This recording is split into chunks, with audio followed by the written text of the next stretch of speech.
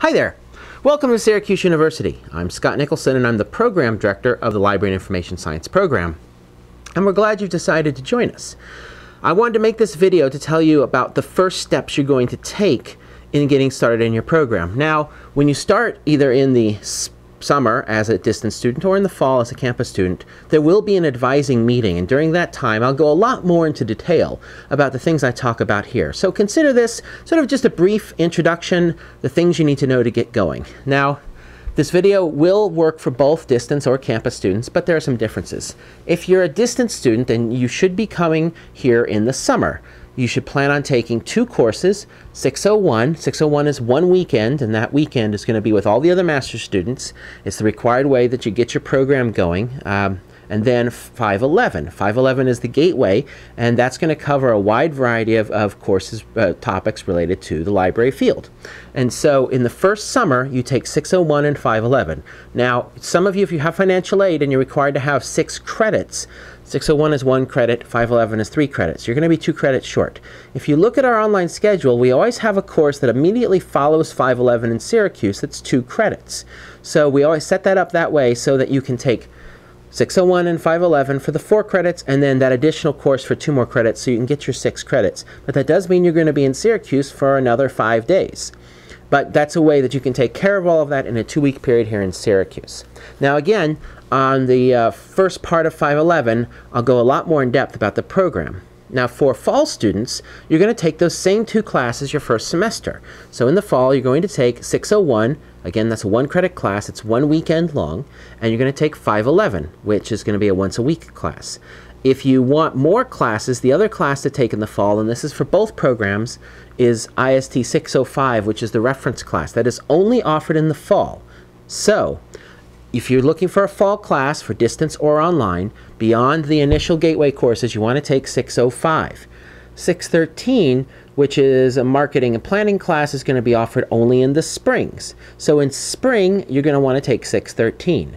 Now, the other core library class is 616, which is the organization class, and you can take that either fall or spring. The other 2 parts of our core is the management class, which is 614, and the policy class, which is 618. And those are offered every semester, including in the summer.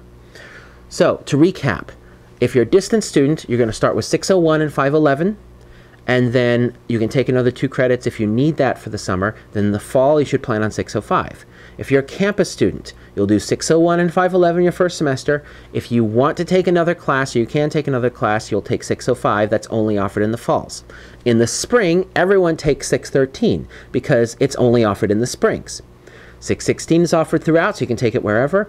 614 and 618 is offered in the fall, spring, and summer. So that's a little bit about the courses. Let me also briefly say a few words about your degrees. If you think you may want to be in school media, then you need to start in the school media program. Now, what I've talked about here as far as 511 and 601 and 605, those are all taken by both the library and the school media students. But pretty soon after that, the school media students have to take their own set of courses because since they are certified by the state as teachers, they have a set of required classes they have to take. So all the electives that the normal LIS students get, the school media have to choose certain classes for all of the electives. Again, there'll be a special advising session at the start of your first semester for school media students. But if you're thinking about school media, you need to start on that path. If you decide halfway through the program that you don't want to be in school media anymore, that's fine. All the classes you took will count as electives for the normal LIS program. The other thing for you to think about at this point is a certificate in digital libraries. Now that certificate is an add-on to your LIS program, and the way it works is it is a set of 6 classes. Now in your normal LIS program, you have your core, and then you get 5 electives and 1 internship. You can take those 5 electives, and all 5 of those can be 5 of the 6 classes for the certificate in digital libraries. And so by taking 1 extra class, you can end up getting the MSLIS degree and the certificate of advanced studies in digital libraries. But again, that requires some planning. There's a list you can get online that will tell you the classes that will count as your courses for the digital library class.